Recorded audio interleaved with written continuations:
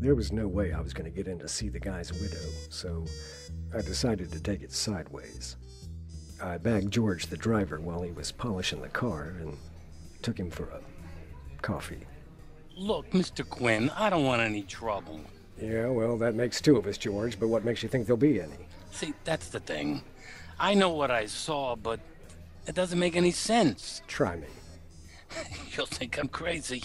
Hell, I think I'm crazy, and I had a couple of drinks last night after I was let off by Mrs. K, so the cops are gonna laugh it off. Go on, George. Tell me what you saw. Okay, so I took Mr. K to see his girl over at the Swallow building yesterday afternoon. He told me he'd get a cab back and that I should head over and make sure Mrs. K gets to her bridge evening on time. So I did that. I ran her over to her club, and she says to knock off for the evening. I take the car back to the house, hit Frankie's for a couple of beers with the guys, and went home after that. Yeah, and where is home? I got a room over the garage. And what time was that? Beats me, sometime after 9, maybe. Right. Okay, go on.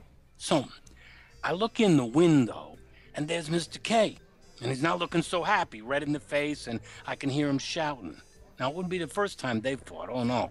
But I know where I left Mrs. K, and yet there she is, screaming back. Sounded pretty healthy, too. I've not heard her scream like that in a fair few years. You saw her? Large as life. She was standing in front of the window, looking at him, and I could see him over her shoulder, shouting at her like she just sold the house or something. Okay, so what's wrong with that? Well, here's the thing, Mr. Quinn.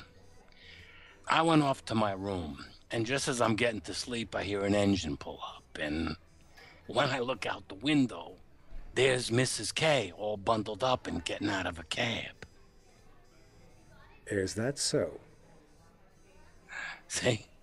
Now you think I'm crazy, too. No, not yet, I don't. George, what do you know about Winona Knight? The actress? Yeah, the boss had something going with her. I took him over there a few times a week, delivering a few gifts. You know how it is. But Mrs. K didn't like it one bit.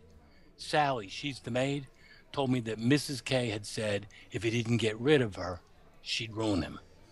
And from what I hear, she knows where all the bodies are buried, if you catch my drift.